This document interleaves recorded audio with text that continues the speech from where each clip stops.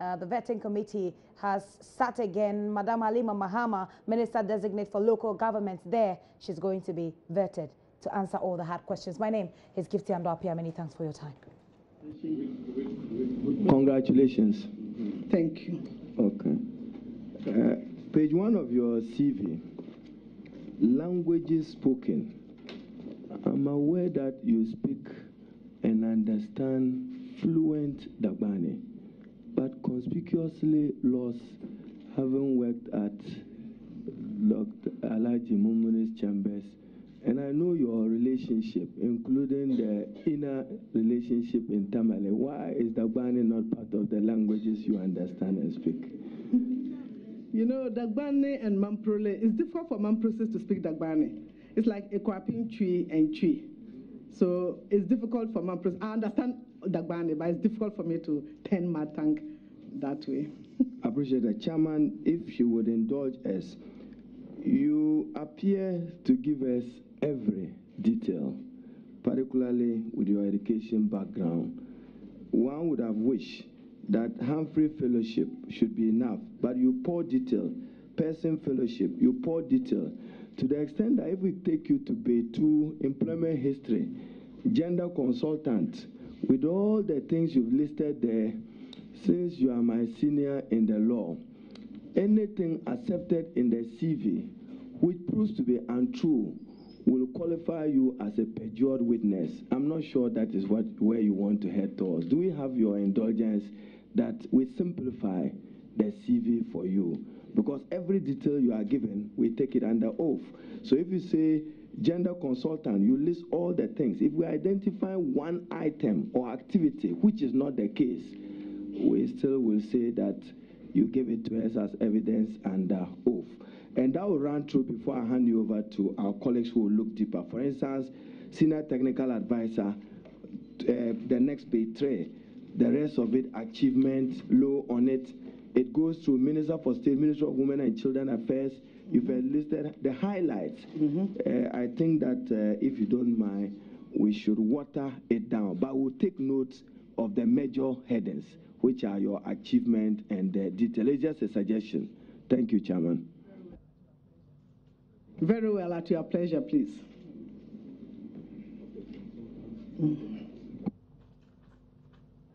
Honorable Samuel Kujato.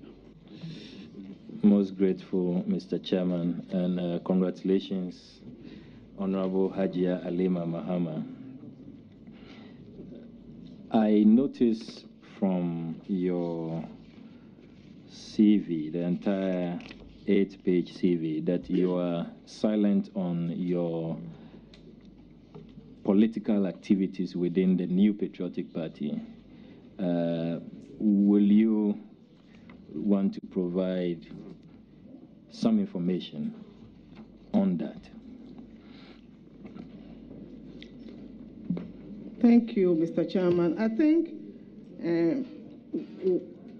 I did indicate in page 4 that I was Member of Parliament from 2005 to 2009. I didn't indicate MPP parliamentarian, but I was an MPP parliamentarian then. No, I've seen that. I'm referring to within your political party. I know you have been politically active. Committees you serve on within the party, your political activities, if any. Interestingly, I haven't held any official position as a party official. I have not. So that's why I didn't put that. Chairman, sorry, like membership of Manifesto Committee on Local Government. Oh yes, I was a member of the Manifesto Committee, but I didn't add it. Yeah. That is not a fact I will admit on the CV, yeah. But it's good that you tell. Okay. I was a member of the Manifesto Committee, chairperson of the Local Government Subcommittee, a member of the transitional team.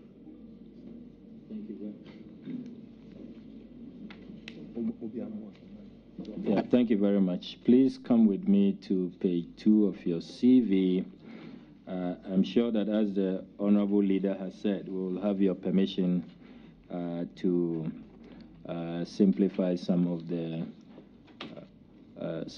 submission we have here. But from your employment history, 2012 to 2016, gender consultant. Are you able to let this committee know if you are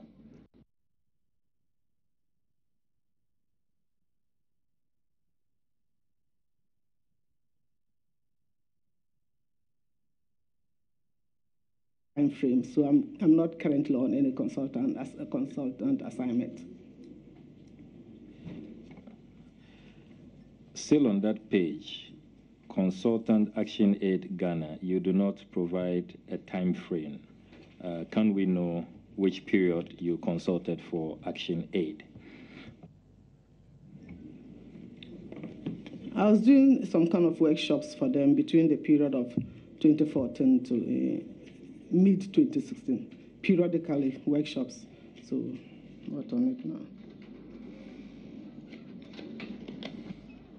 From 2014, so that will give us a gap which we will need you to fill between 2011 and 2013. We can't know exactly where you were and what you were up to between 2011 and 2013. Can you please provide us information if you were engaged in any activity between 2011 and 2013?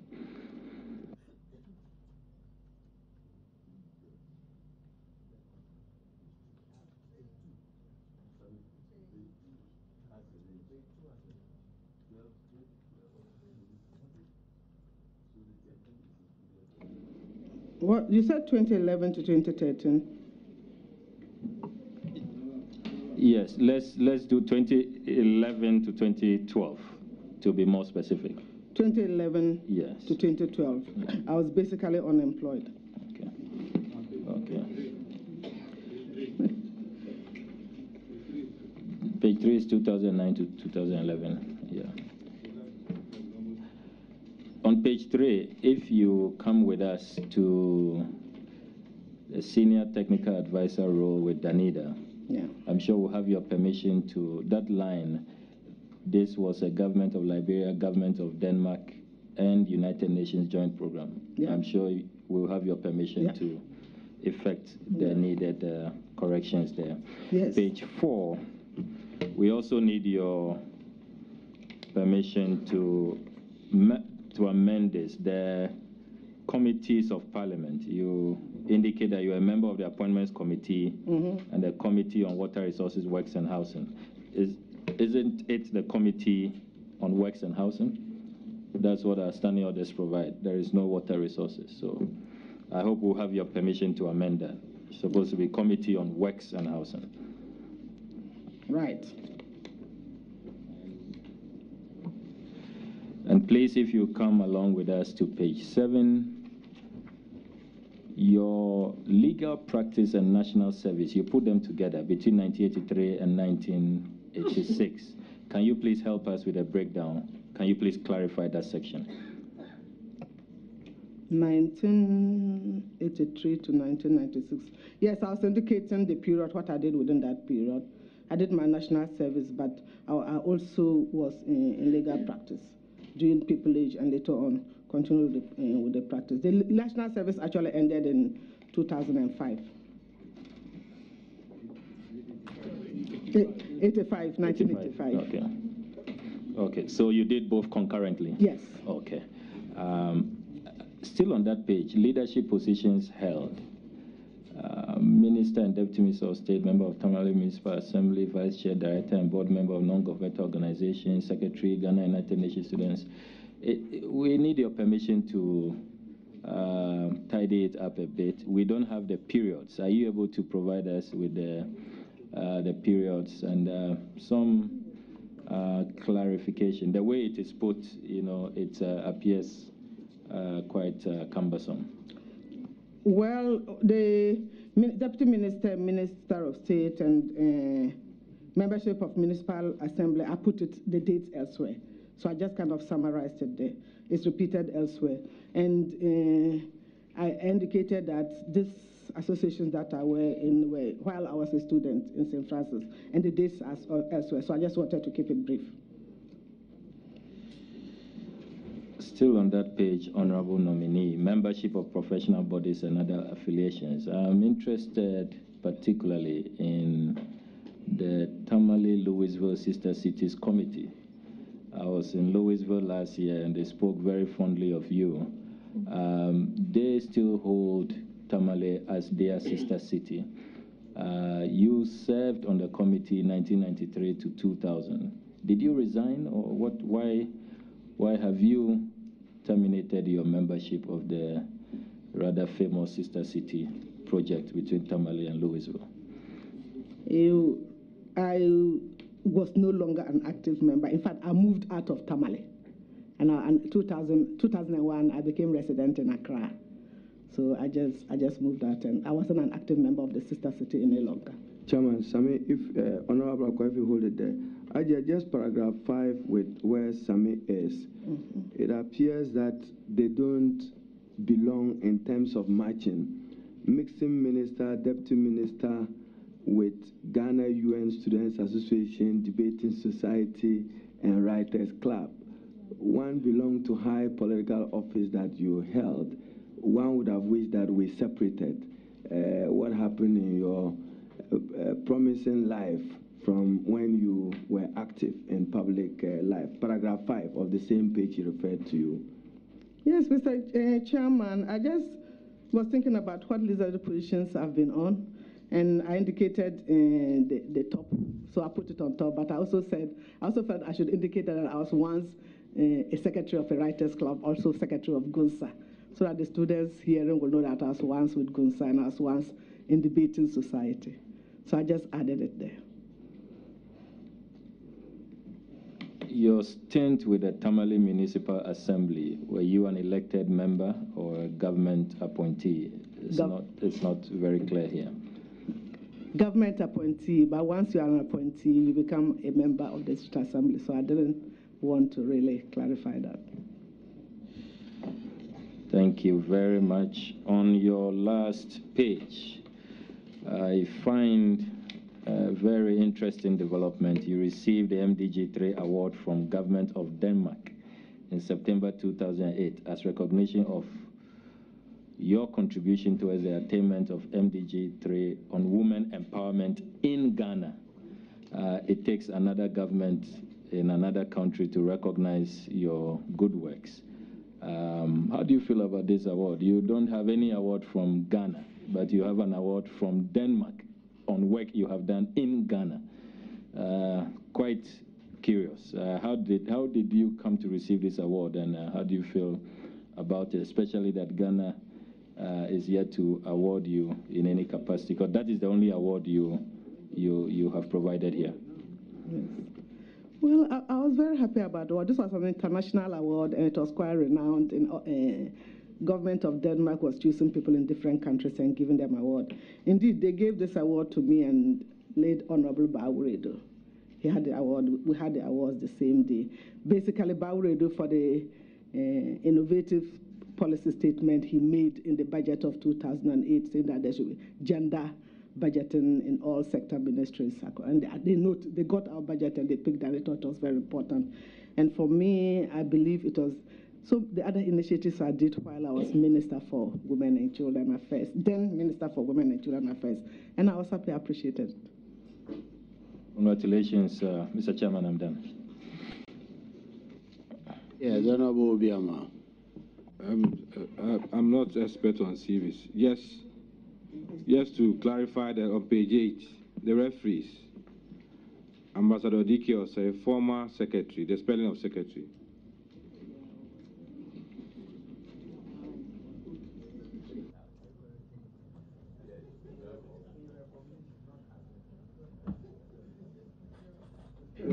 Please correct it for me. All right, we'll go into the substantive questions.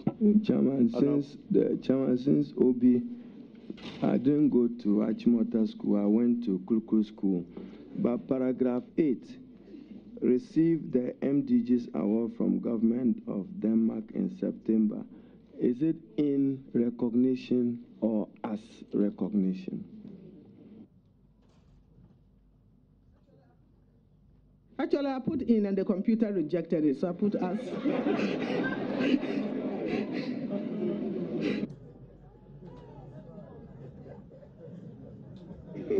The computer is a reflection of the culture of manufacturing. All right, Honorable Jato, now you may start.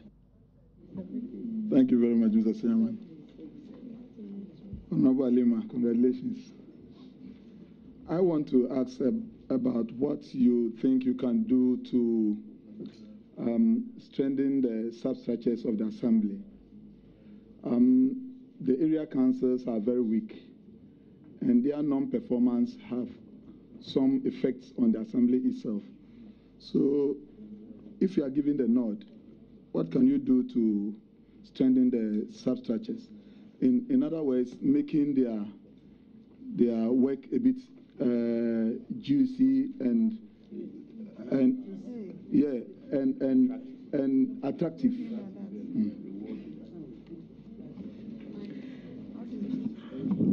Mr. Chairman, I think the position of the substructures reflect the whole issue of decentralization. District assemblies are complaining that central government are not allowing them the powers to carry out their activities. And then when you go to the district level, they are also not allowing the substructures to participate and do the work they are supposed to do. For example, engaging in development of plans and also in mobilization of revenue and taking a share in the revenue. If I'm given the nod, if I'm lucky enough to be approved by you, and I'm Minister for Local Government and Rural Development, I will want to direct that the district assemblies should give a share of the revenue collected at the various substructures, a share of them to use in managing the affairs of their district.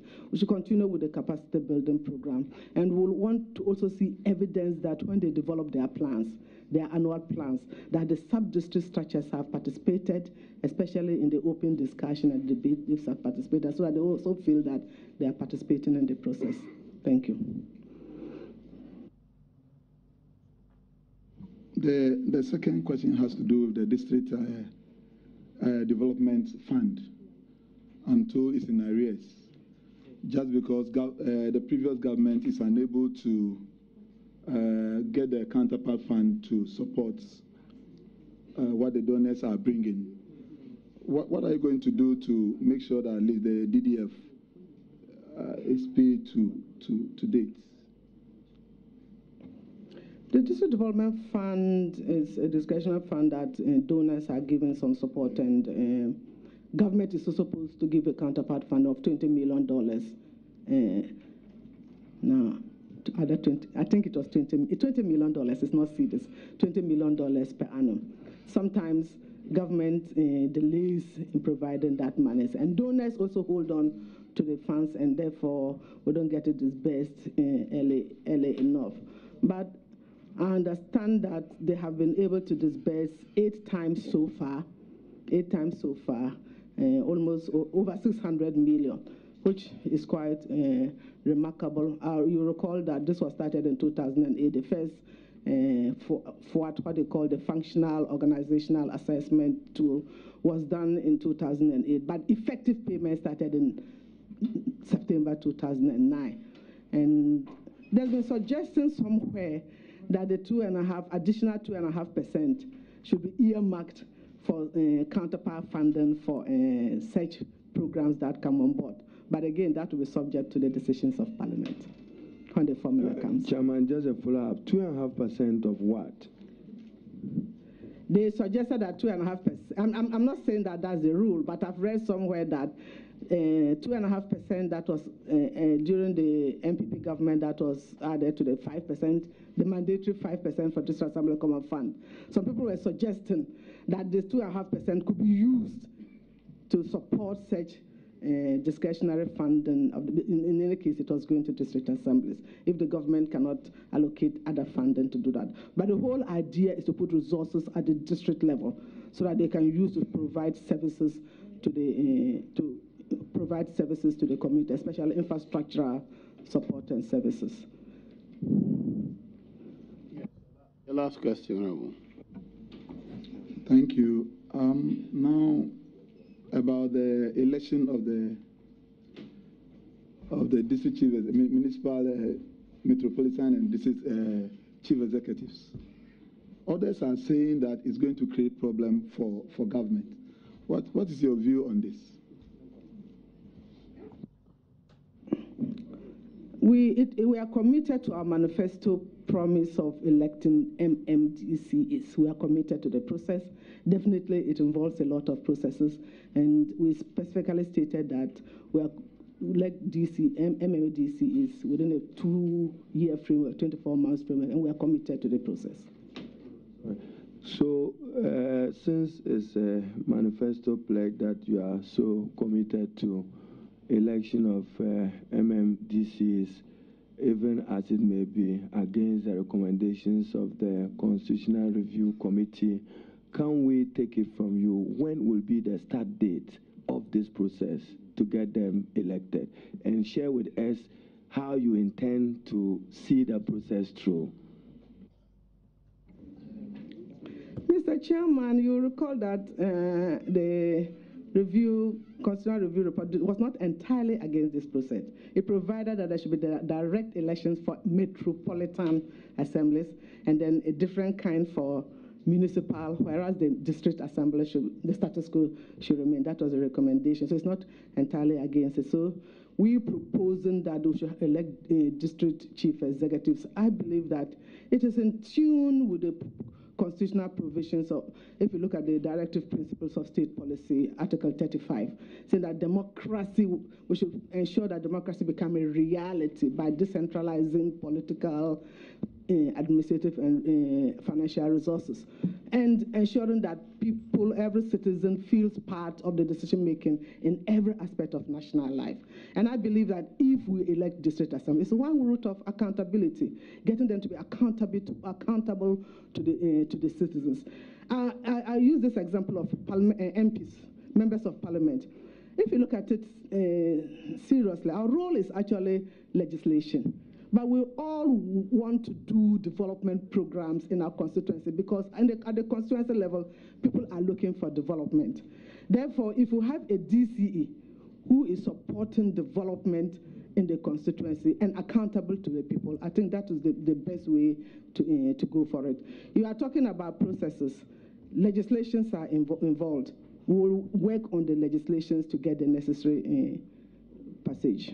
Chairman, with your indulgence, may I refer the Honorable Nominee to Article 243 of the Constitution? And with your indulgence, I quote, "There shall be a district chief executive for every district who shall be appointed by the President with the prior approval of not less than 2/3 majority of members of the Assembly present and voting in that meeting." When can Parliament expect you to initiate process for the amendment of this portion of the Constitution in accordance with law? Mr. Chairman, if you give me the nod to be the Minister for Local Government and Rural Development, this is a position our President has taken and wants to see it through.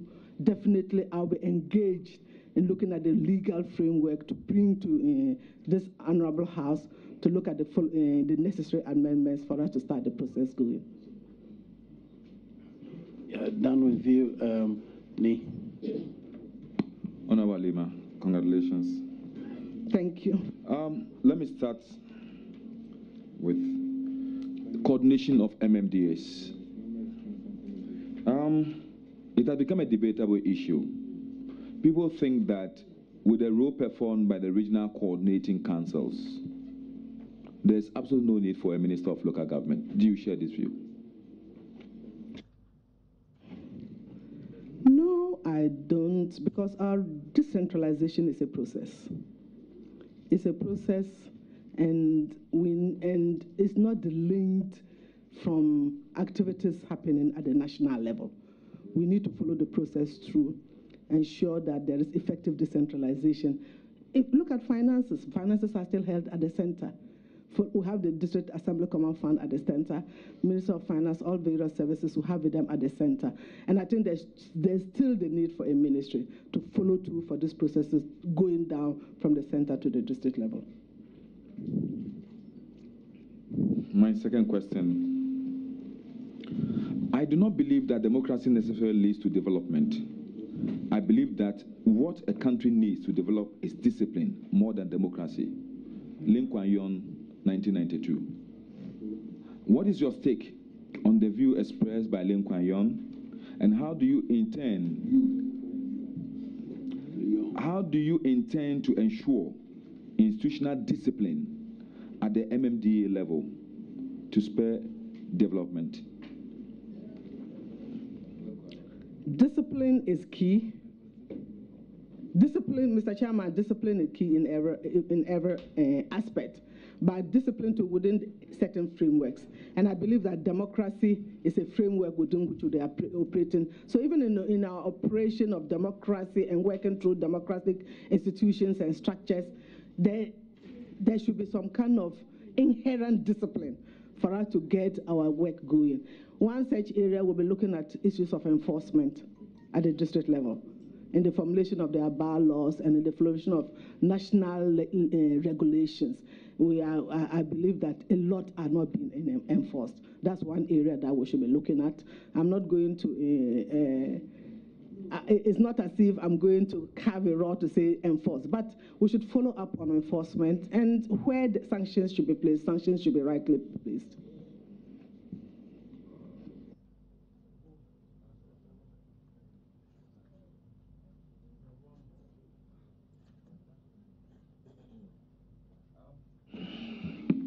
Financial discipline is one of the issues that has made it difficult people to argue for outright fiscal decentralization at the MMDA levels. Will you argue for those who believe that a form of gift-based platform could be instituted at the local MMDA level so that we could check flow and usage and disbursement of Honourable Member, please. Funding? There's no English word called gift mix. Can you say what you mean by gift mix? Gift mix? Yes, there's no word.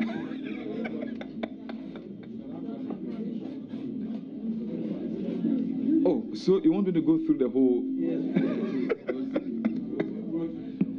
It's the new financial management system in Ghana, being instituted by Ghana Ministry of Finance, that is used to track the disbursement and the utilization of funds at the central level. I'm asking, will you advocate for the same at the local level in order for us to track inflow of IGFs and the rest and their utilization?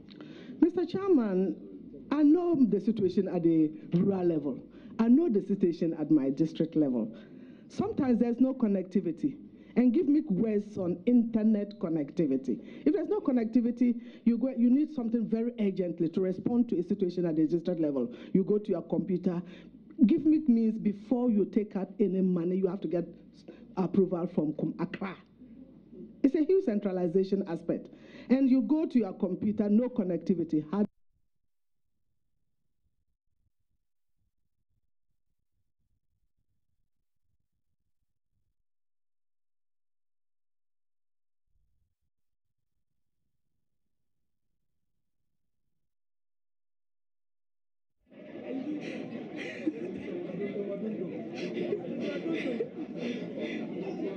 So, Mr. Chairman, all I'm trying to say that though GiveMe is a good financial tool for tracking, in our situations there are difficulties. Chairman, I am compelled to come on a follow-up. Minister, since you'll be responsible to every district and metropolitan assembly, will you engage to ensure that every assembly has adequate IT infrastructure to accommodate GiveMe for purposes of enhancing financial transparency? Mr. Chairman, it's a possibility, but I cannot stick my neck out and say that it shall be done. Sometimes, even staying in my house at Spintex Road, I use an edge. I don't want to mention the distance. Sometimes I want to get into Google. I find it difficult when I use some systems. So sometimes there's a problem. And GiveMe, like I said, GiveMe is a good financial tool for tracking, but it relies on internet connectivity. That's the main problem. If we were to have it all, and you know the problems, I will want to see that, but to stick my neck out in this honorable house to say that I will do that will be a bit too far. Chairman, unfortunately for her, her other nominee Minister for Communication happened to be a member of this appointments committee. Can you assure us of a collaboration with that ministry to deploy this appropriate infrastructure? No, you're out of order. Okay. Obiama, please. Thank you, Mr. Chairman. Haji Alima Mahama, congratulations. We have the Local Governance Act 2016, Act 936, date of Gazette notification 20th December 2016. I want to find out whether you have had a look at this new act, and if you've had, comparing it with Act 462, what would be your general observations as far as this new Local Governance Act is concerned? One moment, Honorable Obiama, will you point out areas of comparison, because the whole huge thing is way too much that if there are areas of comparison you want her to address, I'll be grateful. Mr. Chairman, I think this is rather easy for her. General observations about the Act.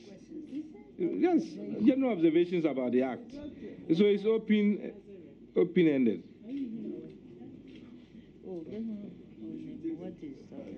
Yes. Chairman, yes.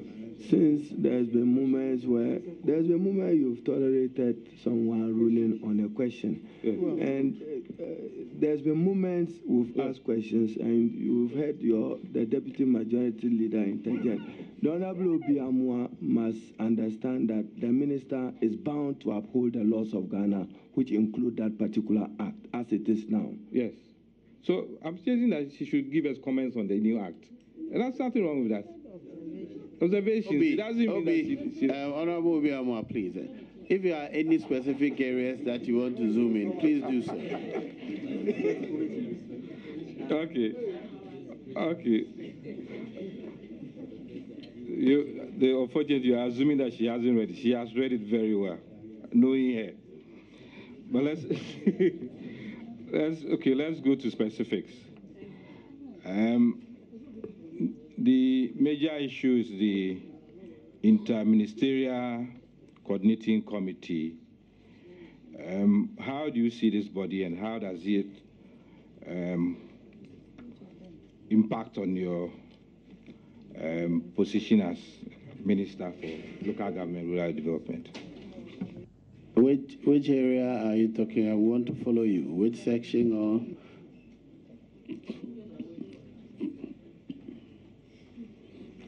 All right. Nominee, have you got where he's referring to? Yes. Very well. Section 2(4) of the Act. When I looked at I read this part. I've looked at this. I haven't definitely not read all, but I've looked at certain portions, and I saw the interministerial coordinating rule on decentralization. This is new. I remember in 2008, it was proposed that we have an interministerial committee, but it was supposed to be just at the ministerial level, sitting in to have discussions on various areas of decentralized collaboration, especially centralized departments, activities of the decentralized departments at the district level. But this has been enhanced to be headed by the president and in the office of the president, and especially the secretariat with an executive secretary. When I read it, I said, if you are going to have a big body under the office of the president, headed by an executive secretary, a secretariat in the office of the president, and I was wondering, what will be the relationship with the Ministry of Local Government and Rural Development? I have a concern about that. But at this point, maybe I believe that with further discussions, I'll have a fuller understanding of what it is all about. Thank you. Second question. Haji Alima, if I'm to look through the figures for local government, that's the budgetary allocation for the ministry, vis-a-vis funding from GOG and the donor partners. These are some of the figures. For 2013, 1.4% of the national budget allocation goes to local government, or went to local government. 1.4% to the ministry. 2014, 0.66%. 2015, another 0.66%. And 2016, 0.46%. Now, when it comes to funding, for 2014, GOG 34.5%, development partners 65.5%. Then 2015, GOG went down to 16.4%, and then development partners 83.6%. For 2016, GOG went further down, 10%. For the record, can you tell us the source?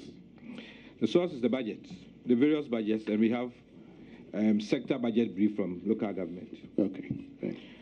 So for 2016, the GOG component was 10%, whilst donor partners 90%.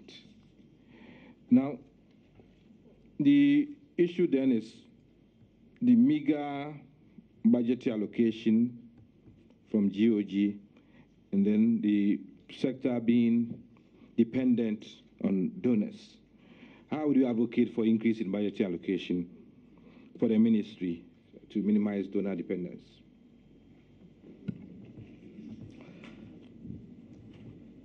The budgetary allocation, I'm constrained in the sense that I don't know what was the components, that what it was allocated for.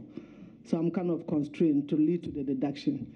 But I realized that LGSS, that's the Local Government Service Secretariat, now Office of the Head of Local Government Service.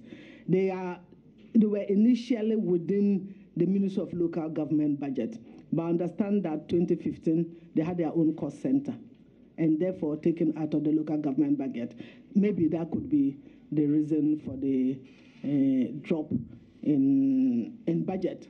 I don't know. I have to look at the various components. Was there some activities that they completed and therefore did not need more resources on that? But definitely, local government is an area that covers the whole nation, and it requires a budget to follow up and support, especially in areas of urban development. Urban development is also key in the area of, previously in the area of sanitation. There were so many areas. So I don't know whether the sanitation component was also taken out. There are so many variables. Last question. The Auditor General, in his annual reports, has had various comments on irregularities at the district assemblies. It is categorized into misappropriation of funds, unaccounted value books, failure to recover assembly funds, unearned salary payments, procurement irregularities, and statutory tax irregularities.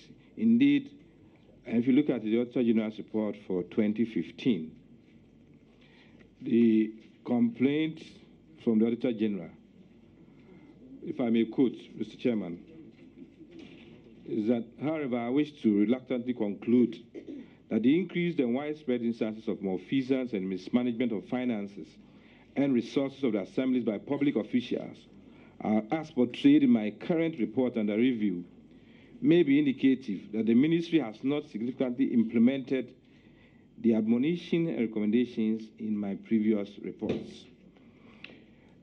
As the incoming minister for this ministry, what do you think should be done to reduce the malfeasance and the mismanagement of finances and resources that the Auditor General has been complaining about every year? I think, again, there should be, Mr. Chairman, some supervision and tracking of expenditure. And it's kind of complicated, especially when I look at some provisions now within the new act. For example, it even in the local government 462, district assemblies could not invest their resources without approval of the Minister of Local Government and the Minister of Finance. Now, with this new law, they could just go and invest their resources, and the Minister of Local Government may not even know about that. So there are a whole lot of players now in the local government systems, and different monies from different sources, not in a coordinated manner, goes to the district assemblies. So we have to look at this channel, look at the coordination, look at the finances that go to there, and institute some kind of supervision and monitoring system in that regard. And of course, follow up on the Auditor's General Report and see areas that we need to pursue. Okay, thank you. Honorable Ayala.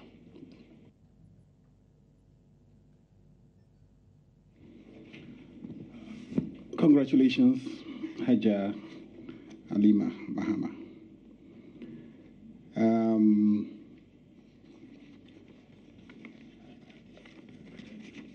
Three issues. One has to do with a recent conduct of yours, which has raised quite some public concern. And I'm giving you an opportunity to explain yourself.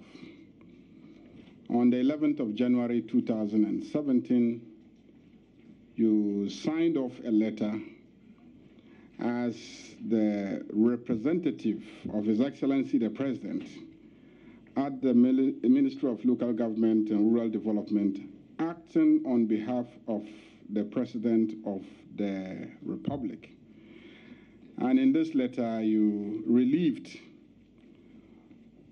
I believe, all 216 mayors, chief executives of metropolitan, municipal, and district assemblies.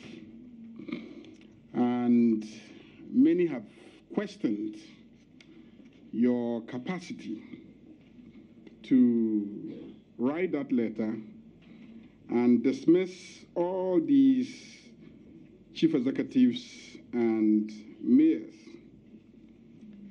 And the basis on which they question your capacity is found in Section 14 of the Presidential Transition Act of 2012, which says that on the assumption of office, the President-elect may, by written letter,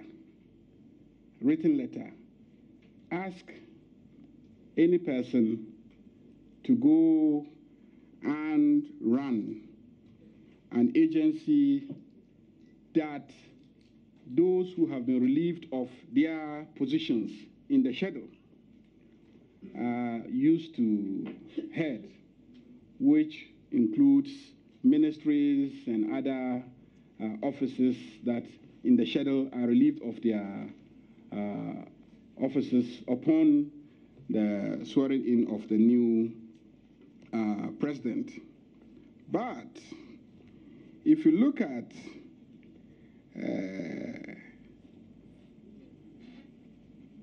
the same clause 14, it says clearly,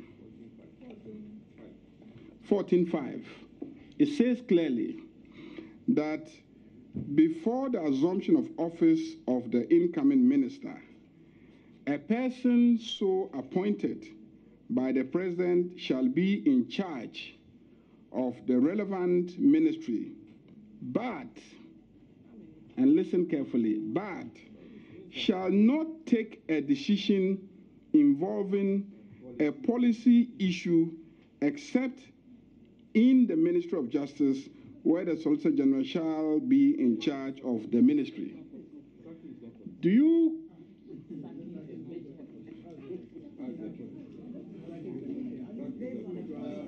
Honorable members, order.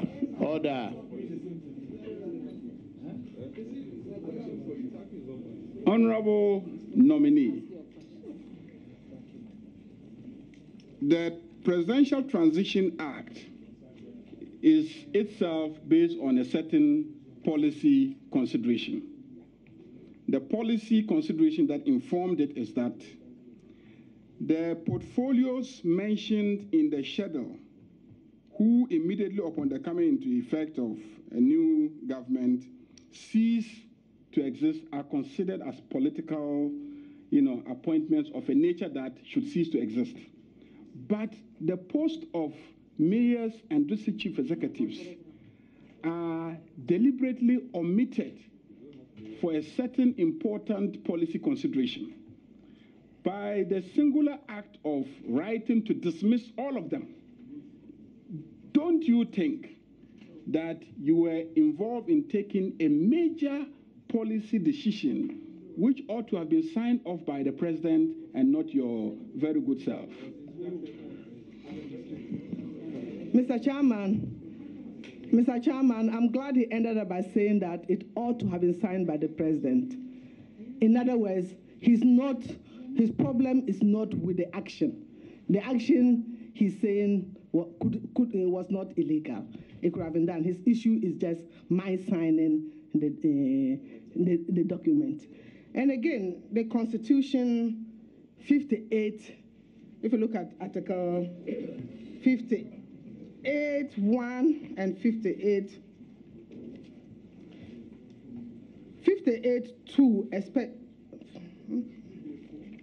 no, I'm coming.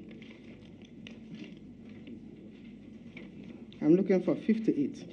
If you look at 58(1), it says the executive authority, with your permission, please, the executive authority of Ghana shall vest in the president and shall be exercised in accordance with the provision of this constitution. Then it goes to 58(3), and it says, subject to the provisions of this constitution, the functions conferred on the president by clause 1 of this article may be exercised by him either directly or through officers subordinate to him. This is what the Constitution says. And the president, and again, as again you have alluded, the transitional provisions, you've referred to the Presidential Transition Act, the various provisions.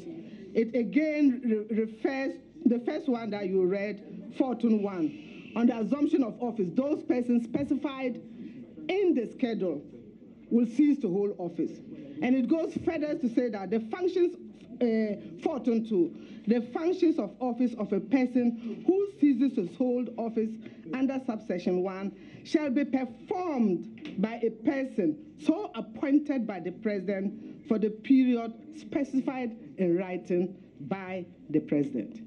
In a letter dated 9th January, the president wrote to me, Alima Mahama, directing that I be his representative to take charge of affairs of the Ministry of Local Government and Rural Development. Order. And following on that, he directed that by virtue of the powers invested in him in Article 2433, he was revoking appointment of DCEs, and therefore I should go ahead and send out that letter, which I did. And I did the letter, signed it. I remember you giving us enough information. I think it's over. No, I want to say how the letter was signed. Thank you very much. Thank you very much. I think that in your response, you are admitting that this very important decision was taken by the president in writing, and you are simply conveying the message. No, because she said that the president wrote to her saying that he is revoking the... No, that... Oh.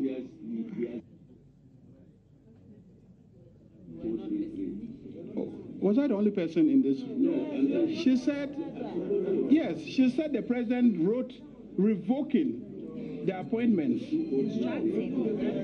Instructing. No, he wrote to you instructing that person to, directing you. No, there are two letters we're talking about here. So the only letter you are talking about is the letter appointing you as his representative. And that's why I'm saying that that clearly has been complied with. Because I said he has to do that in writing. Honourable Member, can you ask your question? Yes, so I'm asking the question. Now it's becoming conversational. Oh. Please ask the question directly. It's not about a question. She provided a response. And it's a follow-up. It has to be a follow-up. No, it has to be a follow-up. No, please. Chairman, in all fairness, yes. Let me come with a follow-up to the Honorable Ayaraga. No, well, with all due respect, Honorable Ranking Member, you would get your chance.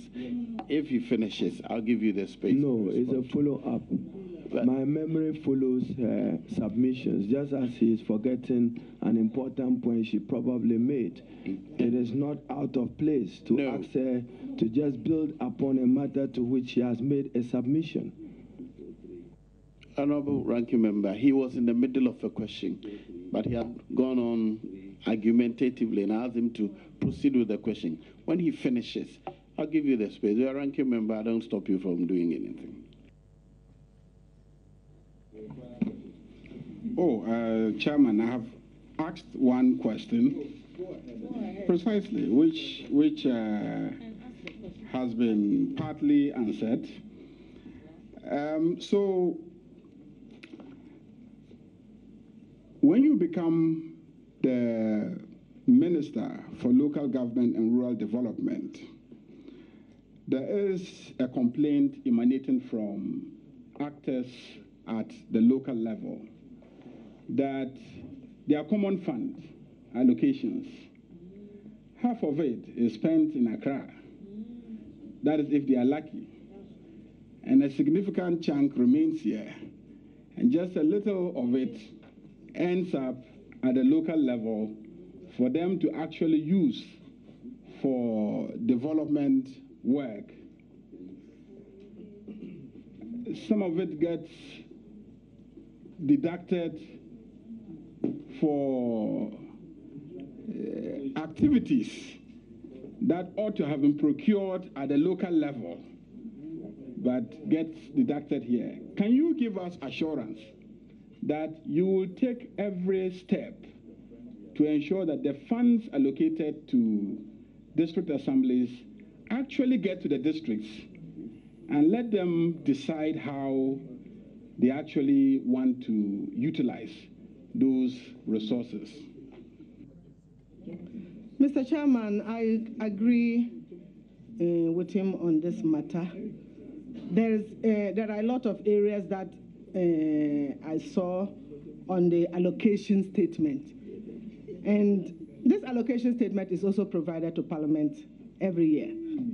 The allocation statement and also the formula is given to Parliament.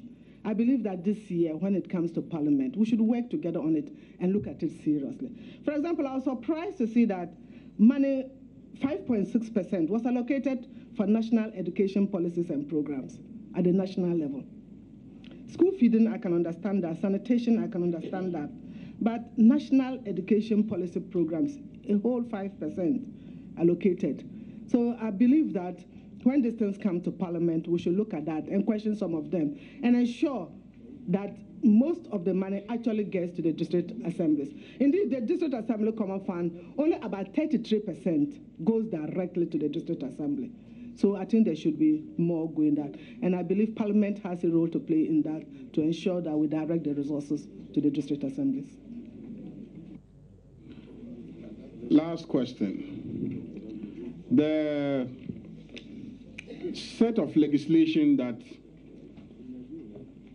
the government of President John Dramani Mahama passed just before leaving office through Parliament, including the Local Government Act, about which you were asked earlier, the Public Financial Management Legislation Act, which hasn't been discussed today, but which also has provisions dealing with the capacity of municipal assemblies to go for loans and municipal bonds to be able to raise funds for their development.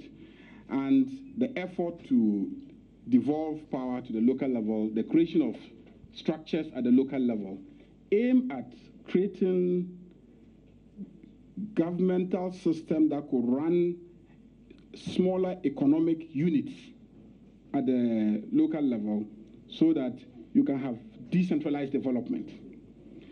We see every day investments in local governance structures and etc. But we don't see efforts by districts and municipalities to really create viable economic units at the local level. So beyond just legal decentralization, political decentralization, and administrative decentralization, how would you create local government systems that are engendering economic entities such as what we see in, let's say, China? Because Chinese economic development has been propelled by sub-governmental structures that by themselves are able to run their own economies, strategize around their development, the attraction of investments, and create industries around key areas where they have competitive advantage. How are you going to do that? Because that is the real issue. That is what we hope to see as the product of decentralization. Mr. Chairman, to start with, I think many of our district assemblies, and when I use district assembly, I'm using it in a generic form. I'm referring to metropolitan, municipal, and district assemblies. Many of them are focused more on service delivery, looking at structures, what is required, which are also very important. But they have not directed their attention to economic development. The ministry has now developed a local economic development policy, trying to reorient the districts to understand that it is important that you look at economic promotion, that will look at the livelihood of the people. It's not just having the structures.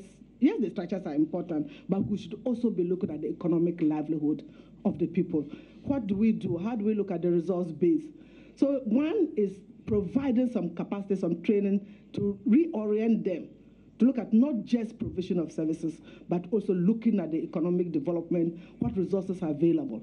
And I believe that this one district, one factory is not in my field, but this district, this one factory, one district, will all go into pushing district assemblies to start thinking of economic promotion, facilitating economic activities in the district. At the end of it all, if there are economic activities, they will be able to get their raise, they'll be able to get their income, they'll also be charging fees and supporting the internal generation of income for the district assemblies.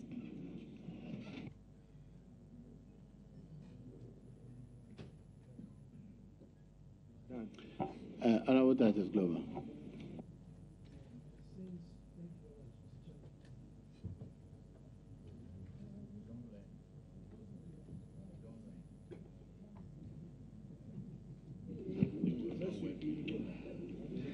Thank you very much, Honorable Chairman. Since we are discussing figures, I want to take the nominee. Hajia, congratulations. Thank you. Mr. Chairman, I hold in my hands 12 May 2016, first quarter 2016 District Assembly Common Fund. And my assembly is the Metropolitan Assembly. They had 627,324.41, and they had these deductions: fumigation 51,750, Nala dues 2,007.44, sanitation improvement package 74,550, and HIV/AIDS 3,136.62. Well, Mr. Chairman, my emphasis is on fumigation 51,750 and sanitation improvement 74,750. I have the same figure in the second quarter, the same figure. When you add fumigation, the first 2 quarters, it gives you 102,500,000. Sanitation improvement, 149,500. So when you run it up to the end of the year, the 4 quarters, you have a total for the 2, 506,000 Ghana cedis. My emphasis or my question is, in Tema, where I am an ex-officio of the assembly, I never saw any fumigation being done, any sanitation improvement package being done. Respectfully, I want to find out from you, when you are recommended by this committee and approved at the plenary, will you assure this committee you'll find out where these monies have been to, whether indeed they have been used for the purpose for which the deductions has been done? This is my first question.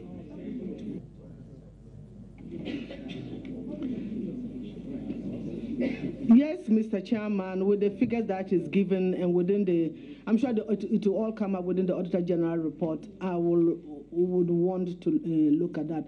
But maybe just to add this on, I know that sanitation usually is deducted to respond to sanitation issues, especially within the metropolis. And Tema being a metropolis, it's possible it takes a big chunk of sanitation. But I commit to looking at that. Number 2, it is on record that some MPs and chief executives who control power and financial resources of the assemblies are not on good terms. I'm an example because the immediate past, it's becoming a problem where you have the opposite political divide, where the MCE is in government and the MP is in opposition. It is very serious. It is also very serious when they're in the same party, when he's looking at his seat. Can you assure this committee that when this matter is brought to your attention, you are going to look at this matter and deal with it dispassionately? Because one, when the two are fighting, it affects development at the local level.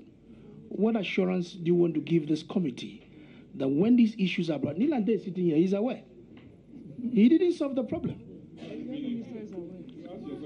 So can you help us? Thank you. That's my second question. Switch off your reference to Honorable Nilante should be expunged from the record. You're entirely out of order. Mr. Chairman, when he was asking the question, I was laughing because I was saying that I've seen in this room, in Parliament, Honorable, I've seen for once we're talking for DCs, why they were revoked. I was amused because it's true that MPs and DCs, we do have some issues. We do have some issues sometimes. And I commit to looking at it. If an MP has an issue with the DCE, I will want to find out what is the issue. If it has to do with holding on to his resources, to his share of the common fund and not paying it, I don't think the DCE has any legal right to do that. He should release the MP's share of the common fund that has been duly transferred to the district assembly for them. So it depends on the issue that they bring on board. Mr. Chairman, my final question. Hold on, Honourable Member. On this matter, in 2009, the late Professor Mills proposed and actually said in Parliament that he would create an MP's fund into which that money, MP's Development Fund, into which that portion will be paid to. Would you like to consider that? Mr. Chairman, it's not something I have seriously considered, so I would not want to make any remark on that. But If it's something that we, in our consultations, in our discussions, is something that we think we should push, I believe we can talk about it, and then I can put the agenda across and work on the agenda. Mr. Chairman, I want to take the nominee to Article 248, 1 and 2 of the Constitution. And with your permission, I quote, "A candidate seeking election to a district assembly or any lower local government unit shall present himself to the electorate as an individual and shall not use any symbol associated with any political party. 2, a political party shall not endorse, sponsor, offer a platform to or in any way campaign for or against a candidate seeking election to a district assembly or any lower local government unit," unquote. Mr. Chairman, it looks beautiful in the Constitution, but the practicality, you and I know that it is a reverse, that assembly elections is political. Now, when you go back to the Constitution, Honorable Member, this is not part of her, it's not within her mandate. If it's a problem, a constitutional requirement we all abuse, don't put her on the spot. Kindly ask another question. Mr. Chairman, the question is simple. Because we are moving from the current arrangement because of the proposal by the President to elect MMDCEs. I want to ask the nominee, because in this new arrangement, the Constitution is going to be amended, whether she can consider these provisions within the Constitution to make it partisan, so to speak. That is what I want her opinion that she can share with us in this committee. Mr. Chairman, once the Constitution says no political party shall endorse or it should not be political, though the overall goal, the long-term goal of MPP is to elect MMDCs in the long term within a partisan structure, within a partisan system. For the long term, we cannot do that because of this constraint in the Constitution. And it's not just this for 2481 and 2482, because they are non-entrenched clauses. We would come to Parliament to amend them, just like we propose to come to Parliament to amend 2433, that the 2431, where the President appoints DCE. If we want to, we are proceeding on the election of DCE, we have to come on an amendment on that. If we are to do an amendment, and that's a non-entrenched, so it will just require 2/3 majority in Parliament. And I believe that both sides of the House, there are some people who are committed to election of DCE. However, 2481 and 242 are also non-entrenched, and we could come to amend it. But I'm going to refer further to another article, Mr. Chairman, 55.3. That is people's representation. That is an entrenched clause. So that's where the constraint will come, because if it's an entrenched clause, 55.3, and if it's an entrenched clause, then we have to go by way of a referendum.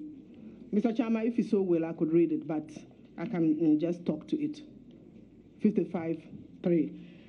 Therefore, we would initiate the process towards amending, and as a start, people will run on individual basis for DCE while we work through the processes. We'll work on amending the first one, 243, and then as a start, we'll work towards getting people, discussing with the people. If the people agree that it should be partisan by voting for it, then we have a partisan structure, and DCEs will go out there supported by political parties to run for DCE. But again, it's a process. Chairman, may I refer the nominee back to Article 55 and to assume, since she is also trained background law,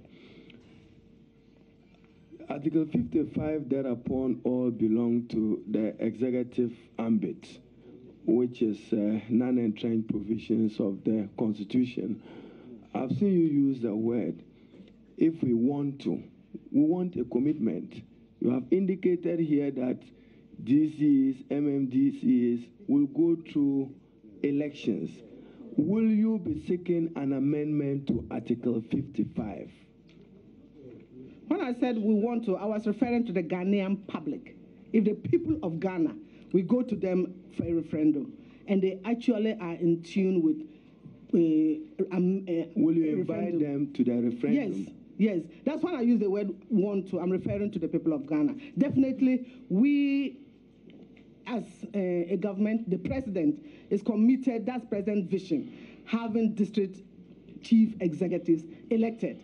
And the longer-term goal for him is actually having them elected on a partisan basis.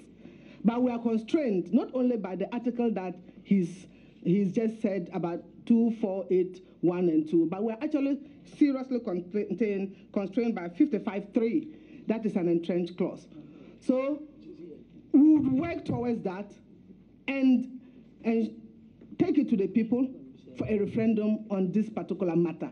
But again, I'm saying that we'll be starting with Article 243. That just talks about amending the president's authority to appoint, and that's a non-entrenched clause. But this is an entrenched clause. That makes it more serious, and therefore we have to go for a referendum. And it's a process.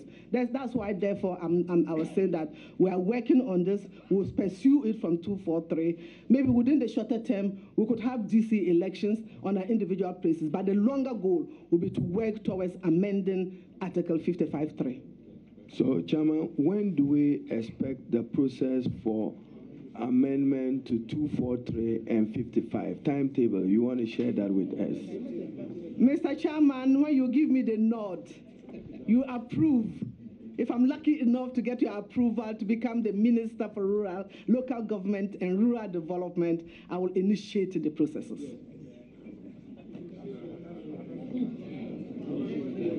Thank you very much. Yeah. Thank you very mumuch. Honorable Yele Chire.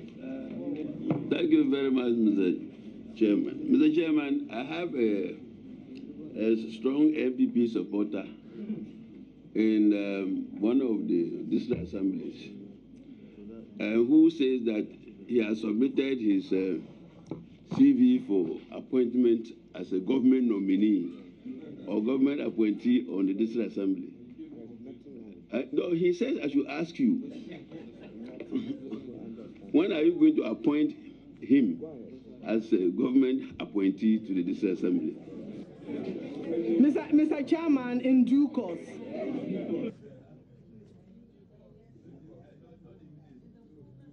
Mr. Chairman, it's not immediately. Mr. Chairman, in due course. Yes, you have been involved with a lot of gender issues. You are a consultant and promoting women's rights and gender-related issues. What are you going to do as Minister for Local Government and Rural Development to get more women into district assemblies and also ensure that women benefit more from the policies, programs of district assemblies? Mr. Chairman, if I'm lucky enough to get your nod to be Minister for Local Government and Rural Development, I will put gender as one of the agendas within the local government system. It will not just be having them more in the district assemblies, but also look at the planning processes to ensure that they have objectives for working towards gender equality, promotion of women employment and gender equality. And I will work with the National Development Planning Commission to have some indicators and have this in their guidelines that they send to the district assemblies. And following up in developing their plans and all that, what do they really have and what monies have they put on it? It's not just a matter of putting in gender objectives and activities and not putting money on them. What are they doing about that? When it comes to elections and appointments, during the election, definitely I will want to encourage women and work with civil society organizations in the system to mobilize and support women actively to participate. When I was Minister for Women and Children Affairs, I was able to work on getting private sector and civil society organization to support a local government fund for women. And we made some minimal gains, and we were able to get 10% women elected in the district. That was the first and only time we've had 10% of the electorate being women. And I will pursue that process, both from the election angle and also at the appointed angle. And of course, they should also be part of the decision-making at various structures, substructures level, district assembly level, town committee meetings, and all that. Thank you, Mr. Chairman. The question you didn't want me to ask. You said in due course. Are you aware that the new Local Government Act has taken the power away from the president from removing, unless on stated grounds, appointees to the assembly? Mr. Chairman, I'm aware, but I thought it was irregular, that the president has authority. Yes, 249 of the Local Governance Act talked about the situations where the president can revoke appointments of appointed members. And it removed what was in Article 462A, that the president in his discretion can revoke appointment of appointed members. I was surprised that this was removed, because if a president has an appointing authority, he should also have that authority to revoke the appointment of appointed members. And I think that's an irregularity. Even though it was a law passed by this Honorable House, but I still find something difficult about that.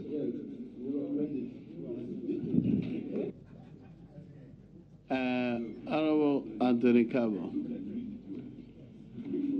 Thank you very much, Honorable Nominee. I am very particular about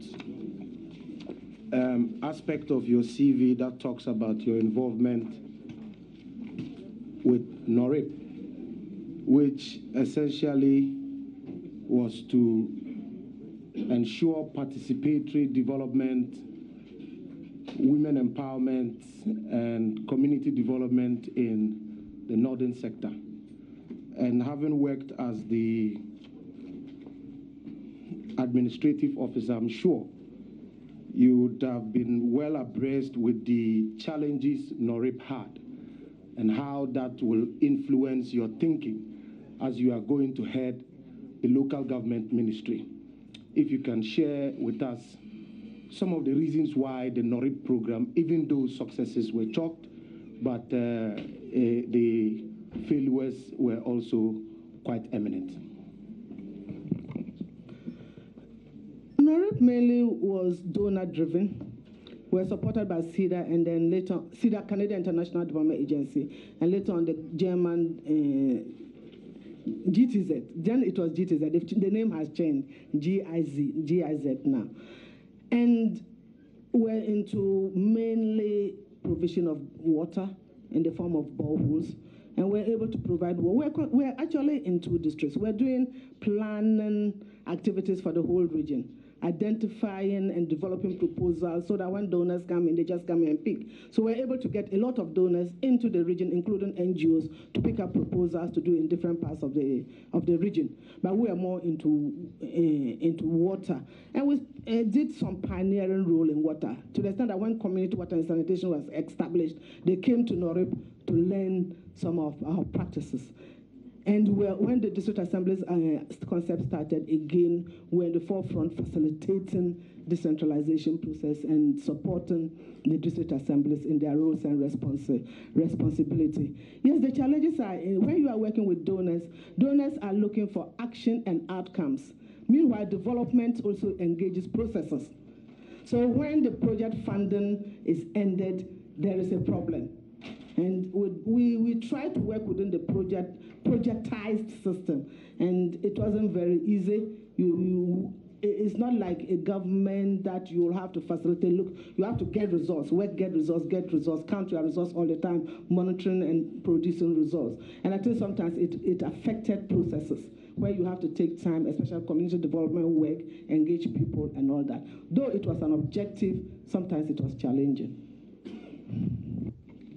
There's this concern, and I'm sure the MPP's own manifesto captures the idea of financial decentralization. That is, district assemblies and municipal assemblies must mobilize money, control their own funds.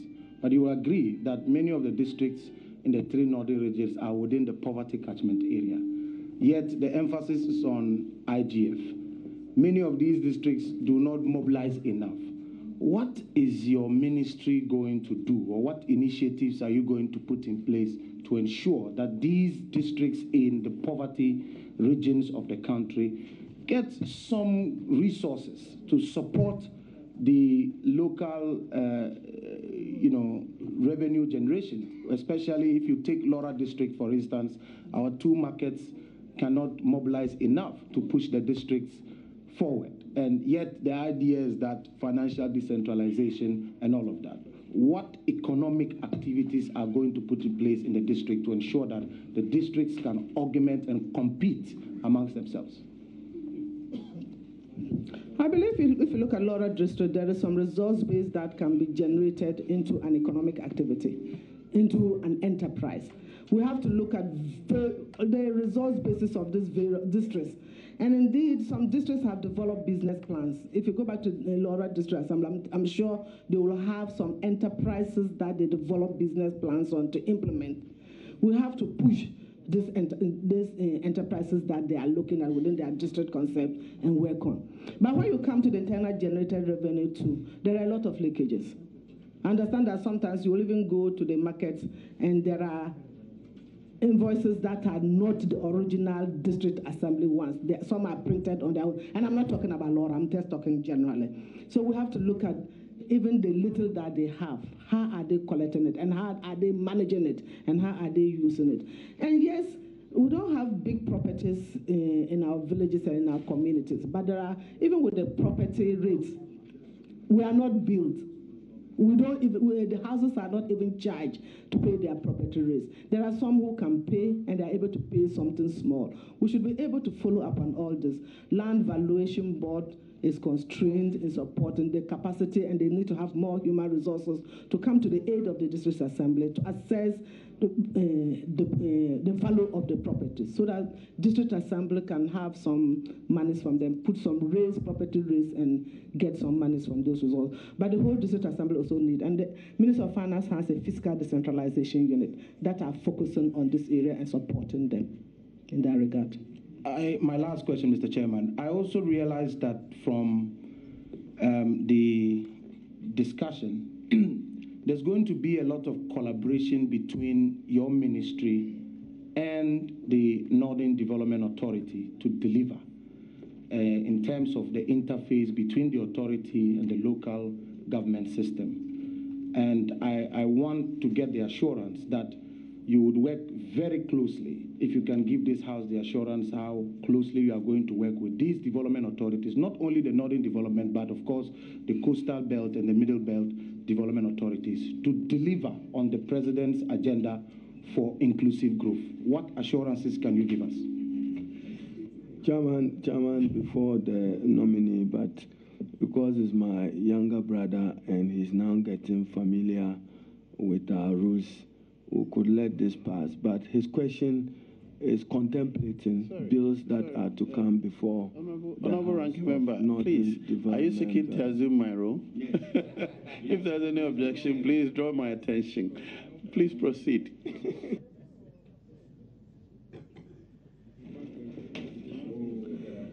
Mr. Chairman, the development authorities definitely bills will come before Parliament to pass for the development authorities to be established. So we are talking in anticipation.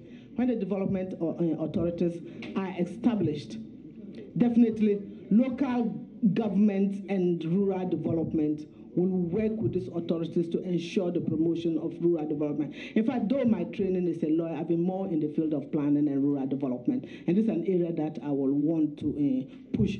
And our president's vision is on transforming the country, transforming both urban and rural development aspects. So I will collaborate with this institution, but I will also collaborate with the Ministry of Agriculture, so that we will mobilize our district and traditional authorities to promote agricultural development, to promote productions in these areas. We should be concerned about the livelihood of our rural communities, and we should go into areas that will promote their livelihood. We should not just be thinking about services. Services are important, but I will collaborate with them seriously in collaboration with the Minister of Agri to look into these areas.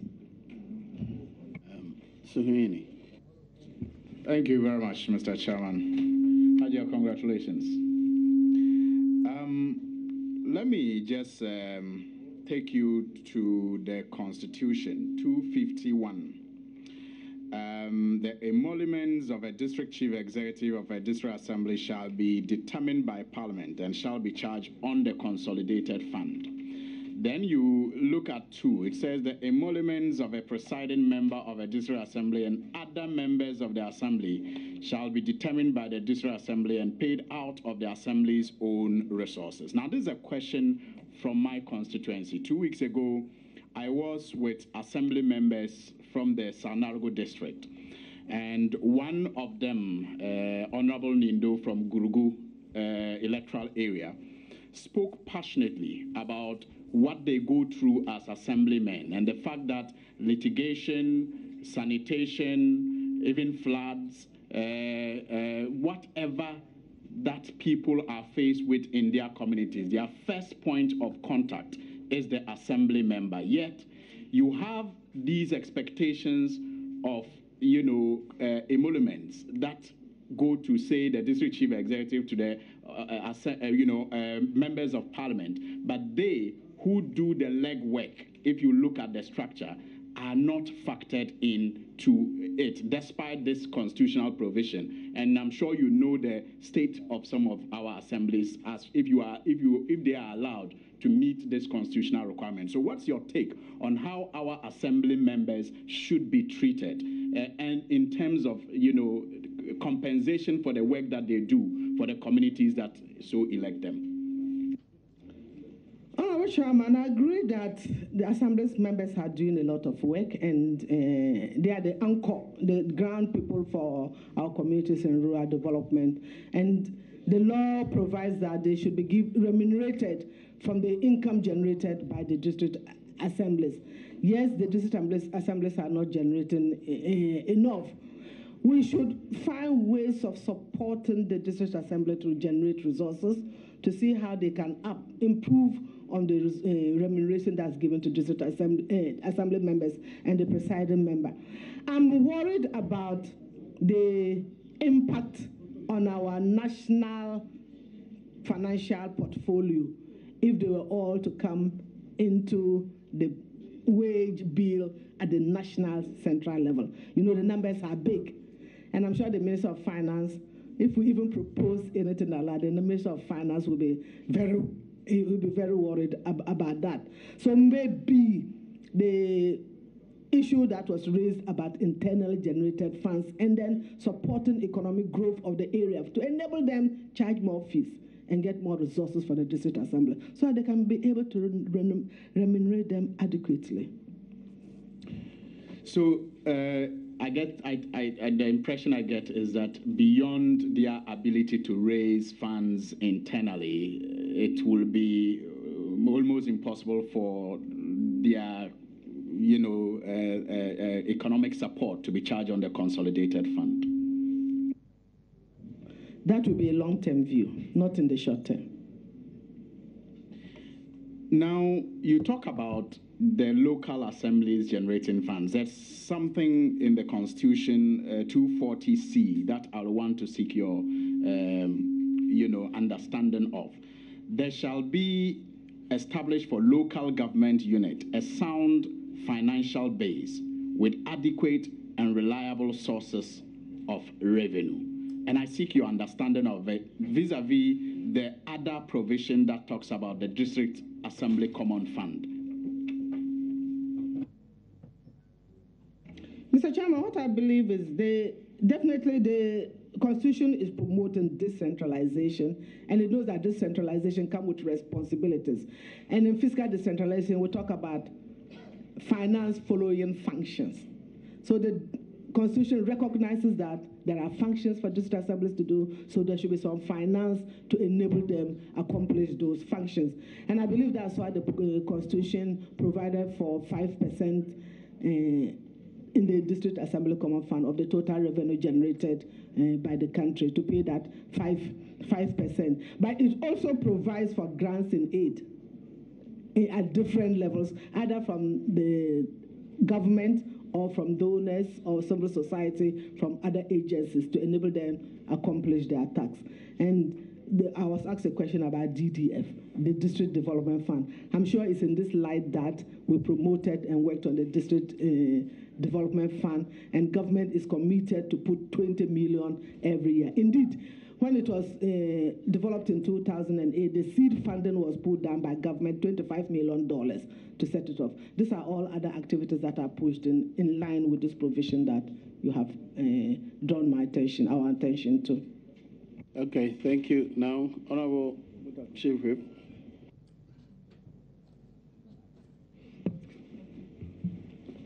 Ajia, congratulations.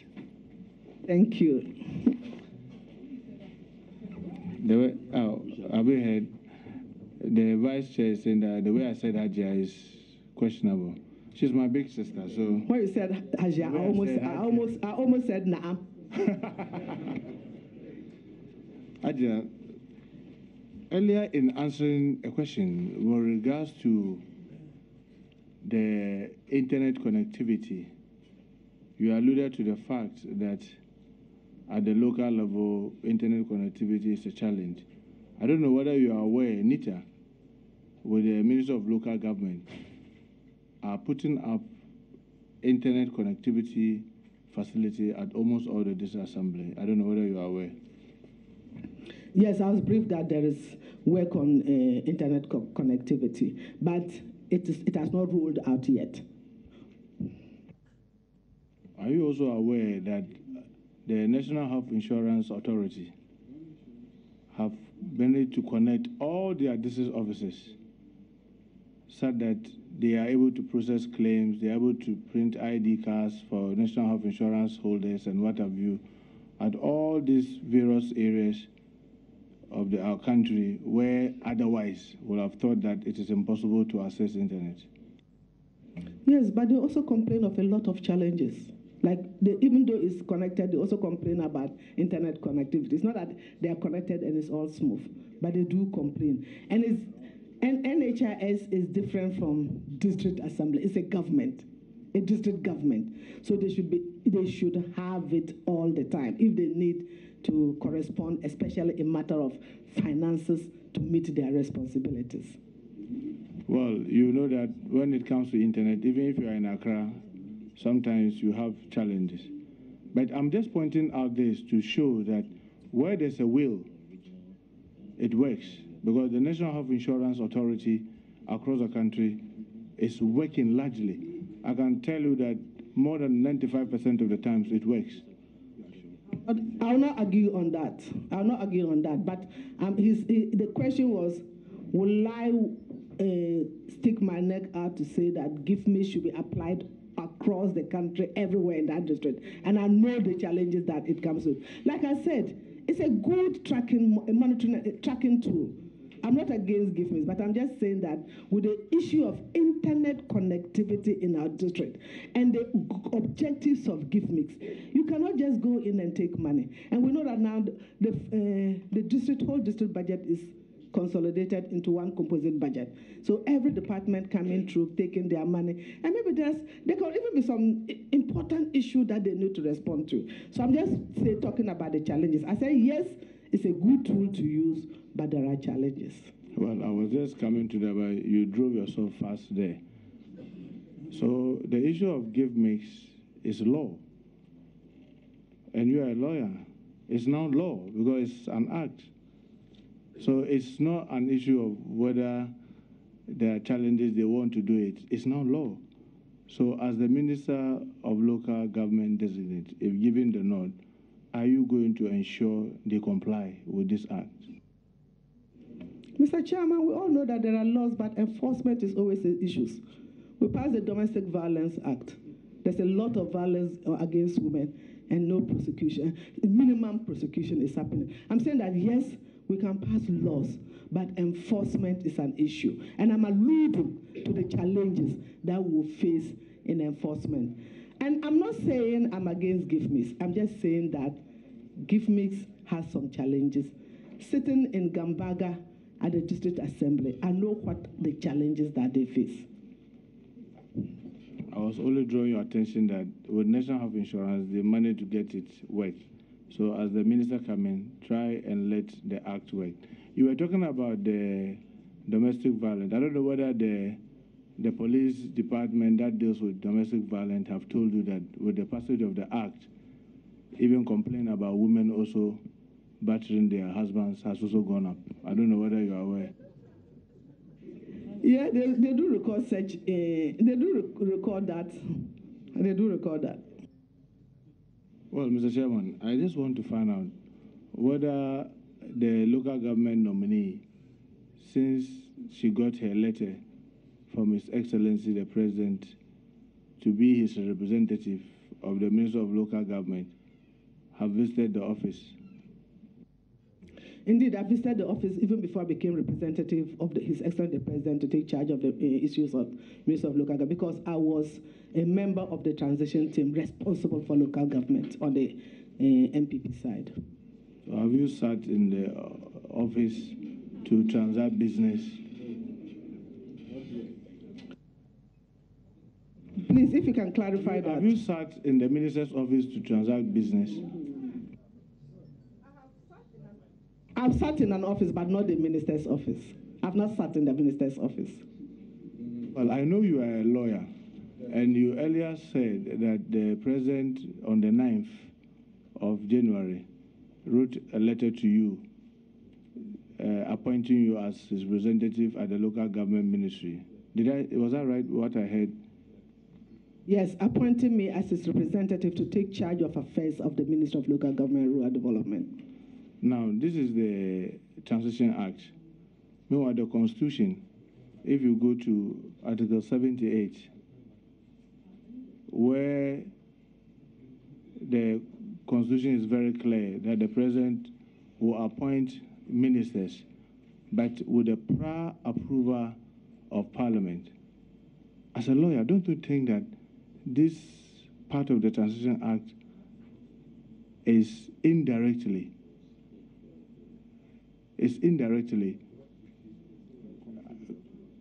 undermining the process of vetting ministers before they assume office and take the authority to act? Mr. Chairman, I do not think they are in conflict. The president takes office, he needs to start working. The Ghanaians expect to see some work. We cannot say that the president has taken office, he should respond to all things, he should take care of all the ministries. The Constitution, as I earlier on read, allows the president to carry out his duties, his functions, the executive authority having been vested in him. The Constitution allows him to either carry out his functions directly or indirectly through a subordinate officer. And he can only do that by getting someone within a specified period. So definitely being a representative has nothing to do with my nomination as a Minister of Local Government Designate. It could have been anybody else. It has nothing to do with my nomination as Minister. What I'm trying to say is that a representative is there. My being nominated as Minister for Local Government and Rural Development is a different status from my being a representative of the President at the Ministry of Local Government and Rural Development. So the letter His Excellency wrote to you, how long did he state in that letter that this representation will last? It's stated straight away that until Parliament approves a minister for the ministry. That's what is stated. So when the president decides that for 2 years he's not taking anybody to Parliament, will you continue to, will somebody be acting and will it be right? Honorable, kindly ask another question. That's the implication.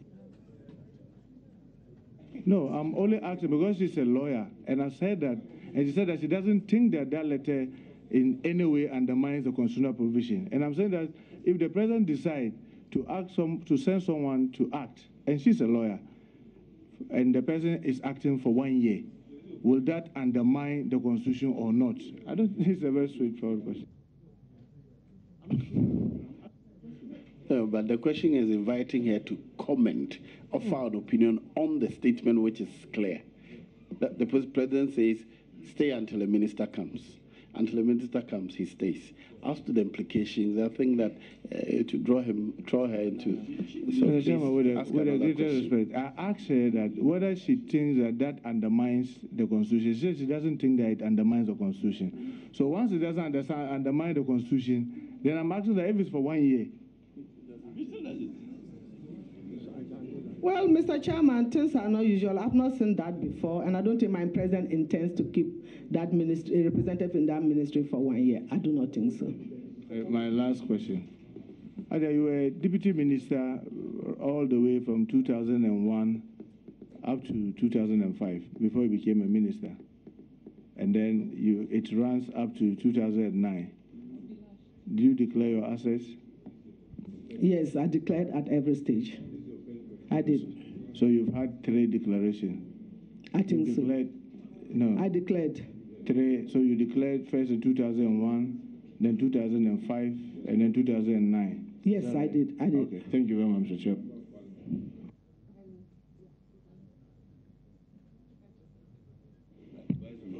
Chairman, let me also take this opportunity to congratulate Ajia Alima and to wish her well. But in doing so, just your last comment in response to a question by the Honorable Muntaka, and since you are educated in the law, does parliamentary approval without administering and taking the oath of office qualify you to have a mandate and authority as minister? No. But I thought I heard you say that once Parliament approved you, so would you want to restate that? Yes, in the letter it said that until Parliament not approves me, until Parliament approves a minister for the ministry. And it was written by the president. He won't put that until Parliament approves and I swear in a minister, because it was written by him and signed by him. That's what I think he did. But you understand my legal remit? Yes, I do. So if somebody else was writing it, the person would say that until a minister is approved by Parliament and sworn in, duly sworn in by the president. But this letter was written by himself and signed by him.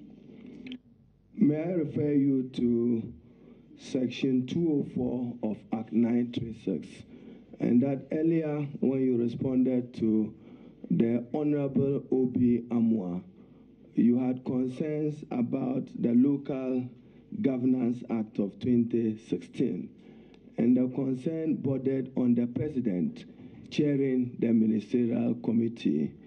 After a second look at it, don't you consider your concerns are not founded? Read 204(3)A very well. The last word, it says the President or a designated representative as chairperson. So that may include, or that may be you as minister so appointed as local government. Yes, it could well be, but my concern was because in the past it was actually chaired by the president, and the secretariat was in the office of the president. And the work of decentralization, including mobilizing donor support to support decentralization activities in the country, was all done by the IMC. That's why I said I'm concerned about that. Thank you very much. My Second question is, you are aware that the president has made a number of appointments subsequent to naming you as Minister for Local Government and Rural Development. Part of it is a supposed ministry that takes care of sanitation, another ministry that takes care of inner cities and zongos and its modernization, and another minister to be responsible for regional reorganization. Can you explain your role relative to these other three portfolios? And whether you are not concerned about it affecting the public purse and size of government?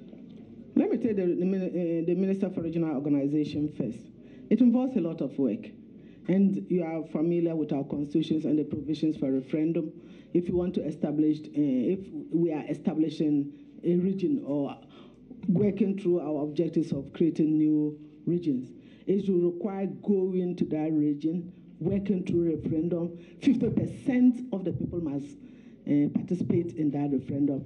And with the 50% participating, 80% must vote for it before you get it. It takes a lot of intense work. And I think the president decided that this needed a person, a dedicated person to work on that.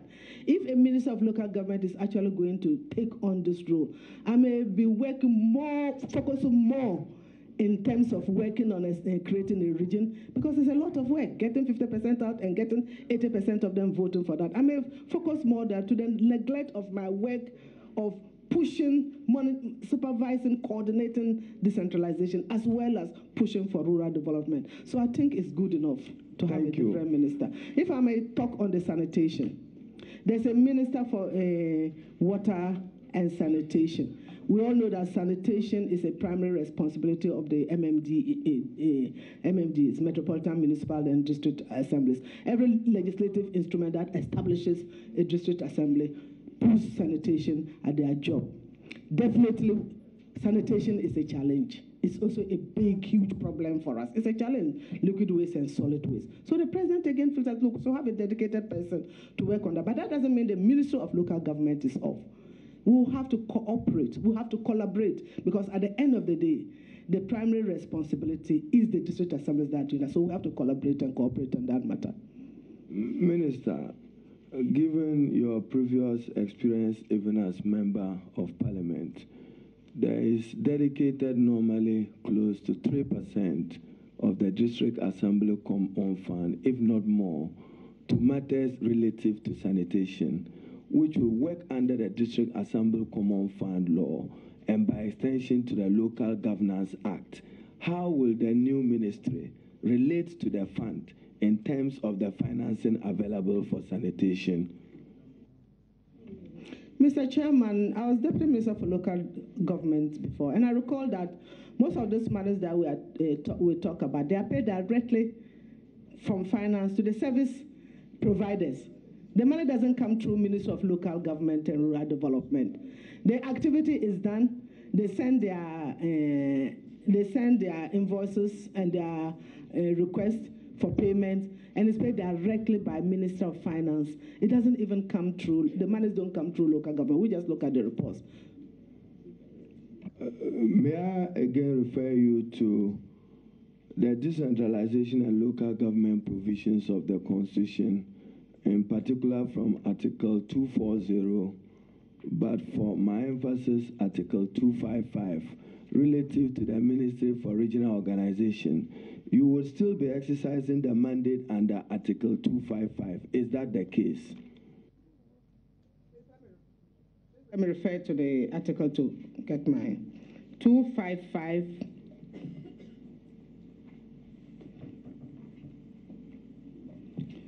Mr. Chairman, I'm not clear on the provision he's talking about. Which district coordinating district coordinating councils and regional coordinating councils are under your watch by constitutional provision.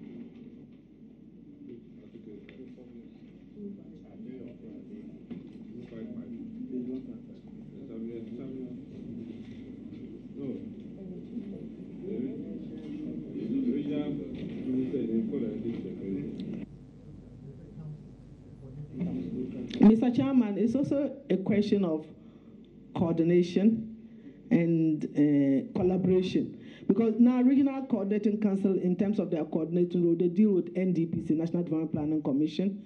Indeed, their staff are now under the local government service. So it's an issue of collaboration and coordination. It's not a direct responsibility in terms of when you talk about creating regions. It doesn't lie in the Ministry of Local Government to create regions. Create regions, as I understand it, you are referring to Article 4 also of the Constitution. But let me just stay within Chapter 20 of the Constitution, decentralization and local government as a guide.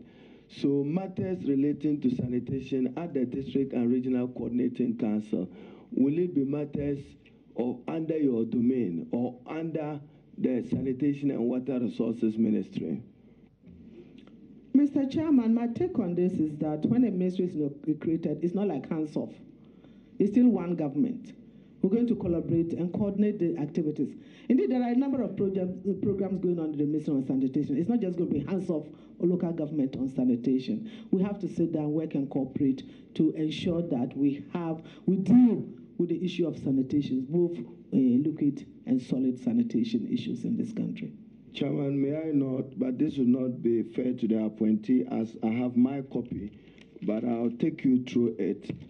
Report of the Constitution Review Commission from a political to a developmental constitution, and in particular to refer to page 490, mode of election and tenure of officers.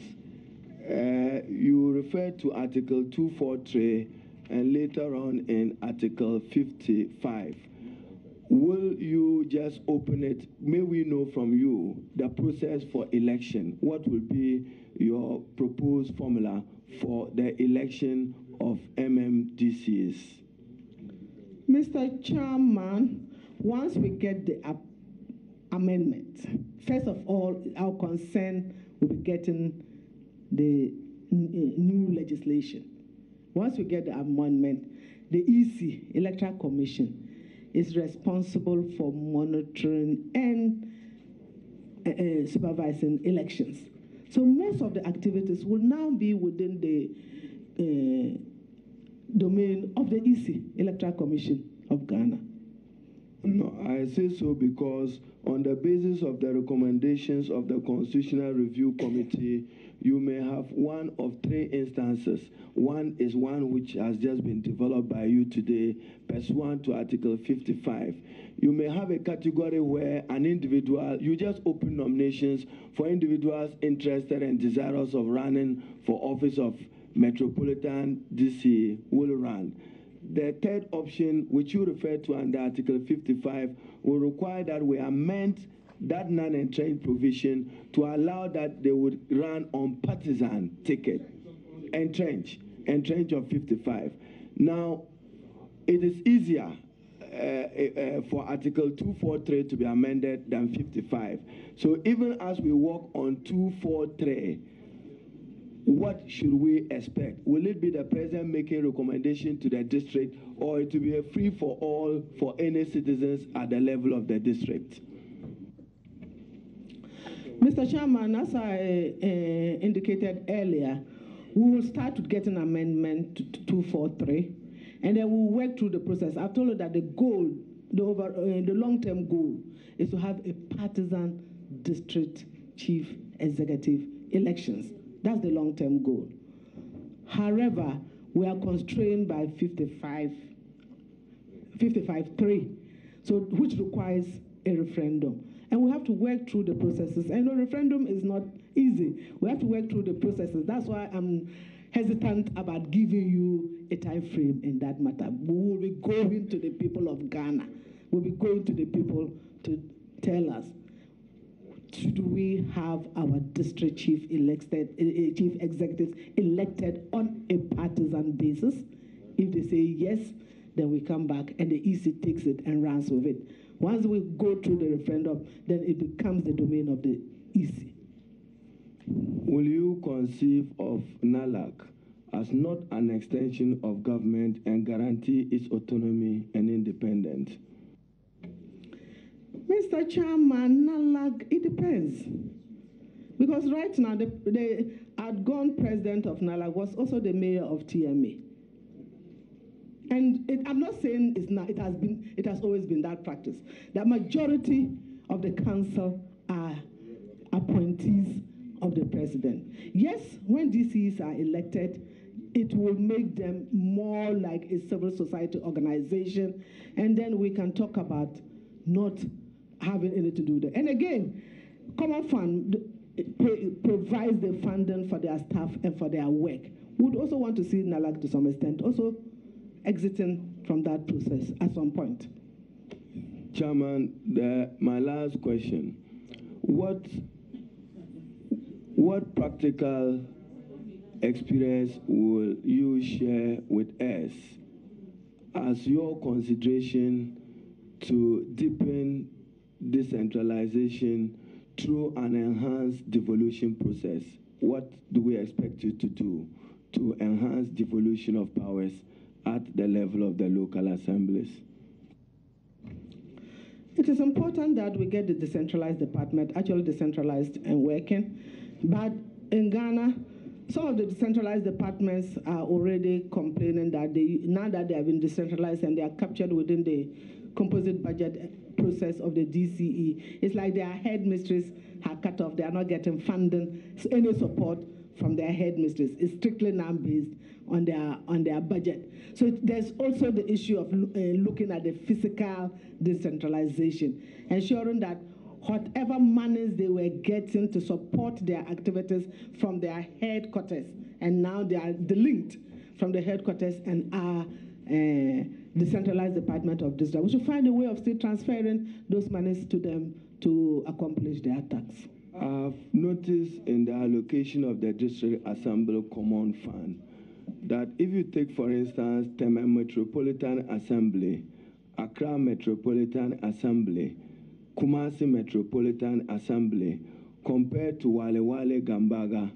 compared to Wa or Nadole, compared to other areas, of some advantage given to those who already have a potential of raising revenue, what steps will you take to right this wrong so that deprived district assemblies can be assured of adequate releases from the fund? Mr. Chairman, it's my view that we treat all these district assemblies as if they are the same. We should begin to think about some kind of exit strategy and then try to, apart from talking about population, metropolitan, municipal, and district assemblies, we tend to treat all of them as if they are all the same. We should begin to look at the district assemblies, support their capacity, and at some point in time, make some district assemblies independent. I want to say this as again, I'm referring to metropolitan municipal assemblies. As they make them independent, they're saying that they should be able to raise their funds, they should be able to recruit their staff, they should be able to do whatever they want with their staff, and should be able to implement their program to some extent with some minimal financing from central government. Whereas some other areas, I'm saying that we should start working towards some kind of exit strategy in that regard. Thankfully, the ranking member has finished now.